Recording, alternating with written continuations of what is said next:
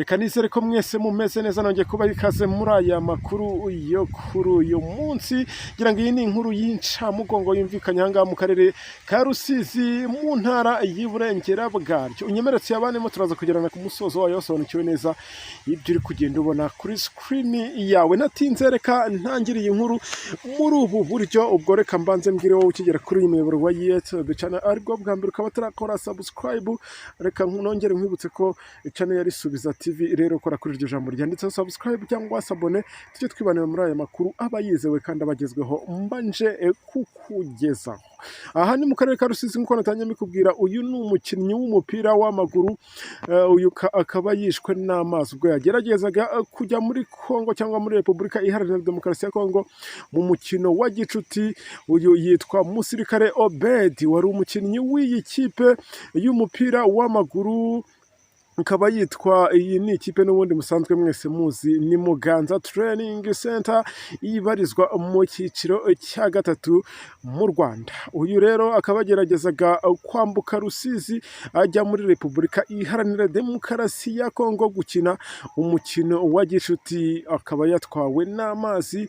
Uyu mugezi nkuko ngiye kugenda mbikubwiraho byose, nkubwira ko turaza kugerana ku musozo w'iyi nkuru byose warangije kumenya uko byatangiye nuko byarangiye. Ibi byabaye ku mugoroba wo kuri uyu wa kane, bivuze ngo n'ejo hashize, urumva hashize nk'amasaha agera kuri 12 ibi ngibi bibaye. Uyu musore w'imyaka 31 y'amavuko disapfuye akiri muto, reka nkomeze kugenda mwifuriza iruhuko ridashira, ndetse n'umuryango we ukomeze wihangane, aba bari hafi mukomeze mubafate mu mugongo. Uyu nguyu nkuko ndi kugenda nkubwira, wari ufite imyaka 31 y'amavuko, akaba yitwa Obedi, wabarizwaga mu kagari ka Ryankana. Yarajyanye na bagenzi be bo muri iriya kipe yo mu murenge wa Bugarama gukina umukino n'abagenzi babo bo muri Kongo. Ahangaha n'ubundi uyu nguyu yashatse kunyura mu mazi kubera ko ibyangombwa bye byari byarangije cyangwa se byari byararangije igihe, ariko ntiyongera kuboneka, ahubwo byaje kugaragara ko habonetse imyenda y'ubwo yari yayijugunyaga imusozi, n'imyenda ye n'inkweto yabijugunye imusozi ubwo amazi yaratangiye kumurusha imbaraga. Uti byari bigenze bite rero? Ubwo ndi kugenda nkubwira, imwe mu nshuti ze zahise zimupostinga cyangwa se zipostinga uyu nyakwigendera, zivuga ziti ugire iruhuko ridashira.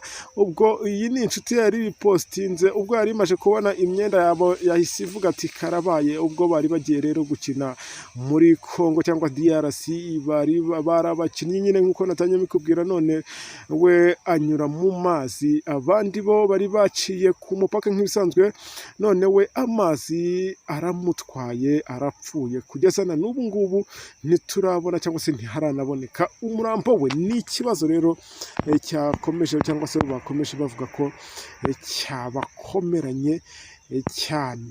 Ubwo urumva ko ni ibintu bitaje koroha habe na gato. Iyi ni inkuru rero, cyangwa se reka nkubwire ko aya makuru yaje kwemezwa n'uyu munyamabanga nshingwabikorwa w'uyu murenge wa Bugarama, akaba yitwa Daniel Ndaminyimana, aho nawe yakomeje avuga ko, cyangwa se yongeyeho anasaba abaturage muri rusange kudakomeza kunyura inzira y'amazi cyangwa kuyogamo, kuko uretse kuba yabatwara harimo n'imvubu ngo zishobora kuba zabiciramo cyangwa se zanabatwariramo ubuzima. Ubwo rero birumvikana aha hantu bivuze ngo ni kwa kundi abantu bakunda kwifashisha twa tuyira twapamye, ariko mujye mumenya ko izi ngizi ari inzira ziba zambukiranya imipaka. Rese pase niba yari yamurangiranye ntago yari kwifashisha izi nzira. Ndagira ngo komeze intege amatwi ngende nkubwira naho bari bagiye gukina agace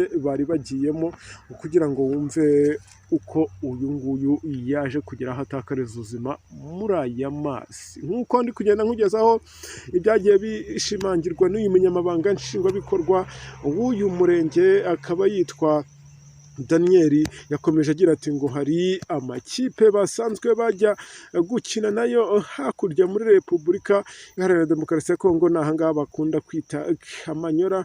Uyu nguyu yari yajyanye na bagenzi we, gusa ngo kubera ko ibyangombwa bye harimo ubwo ni rese pase ye yari yashize, ubwo yashatse kunyura mu mazi afata imyenda ye n'inkweto abishyira ku mutwe mu kwambuka cyangwa se mu gukandagira ashaka hagufi no kunyura mu mazi, cyangwa se amazi ye nibwo yaje kumurusha imbaraga, afata imyenda ayijugunya imusozi, uruzi ruhita rumutwara. Kugeza n'uyu mwanya ntabwo turabona umurambo we. Ibyo ni byagiye bitangazwa n'uyu munyamabanga nshingwabikorwa w'uyu murenge. Ubwo murumva ko iyi ni inkuru yaje guhita igera no mu nzego z'ibanze, ubwo bakaba bagishakisha uyu nyakwigendera, dukomeza no kugenda tumwifuriza iruhuko ridashira, kuko ntabwo navuga ko saa izi ngizi rwose akiri mu bantu bazima, cyangwa se kibarizwa kuri iyi si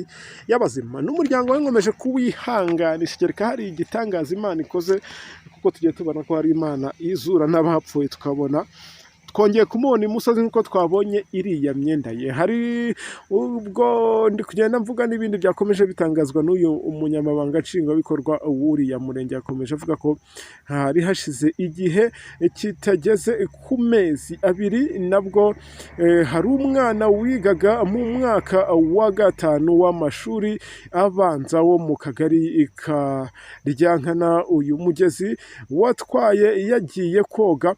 Uyu bigeze ubwo baramushakishije, nabwo umurambo we barawubura neza cyane, birangira n'ubundi bemeje ko ubwo amazi nyine yamumeze. None hari ukuntu abazi iki kiyaga, cyangwa se abazi ahangaha amazi n'ubundi ashobora kugutwara neza n'umurambo wawe ntuboneke, kereka kwa kundi wenda utegereza igihe amazi ugasanga yakujugunye hejuru, ukabona bakaza kuzabona ari kureremba, ariko birashoboka cyane ko amazi atwara umuntu bakamubura neza. Bityo rero abegereye uyu mugezi, cyangwa se abakunda kwambuka bajya hakurya, nabagira inama yo kujya muca ku mupaka, abadafite ibyangombwa ubwo mukabanza mukabishakisha, kuko ngo amagara iyo aterewe hejuru buri umwe asamaye. Ubwo uyu nguyu rero ntabwo yabashije gusamaye, amazi yaje guhita amurusha imbaraga, birangira amwambuye ubuzima. Ubwo reka nizere ko bamwe muri mwebwe rero biraza kubasigira isomo rikomeye, mutazakora iri kosa kandi mubizi neza ko bishobora gushyira ubuzima bwanyu mu kaga. Ndabashimiye rero mwe mwabanye nanjye cyane, twatangiranye iyi nkuru, nizera ko ibitekerezo byanyu mugiye kugenda mubima muri benshi, kandi mbizeza ko turaza no gusubira mu makuru yacu ari imbere, kuko amakuru yo tuba tuyafite menshi. Reka mbabwire ngo ciao ciao.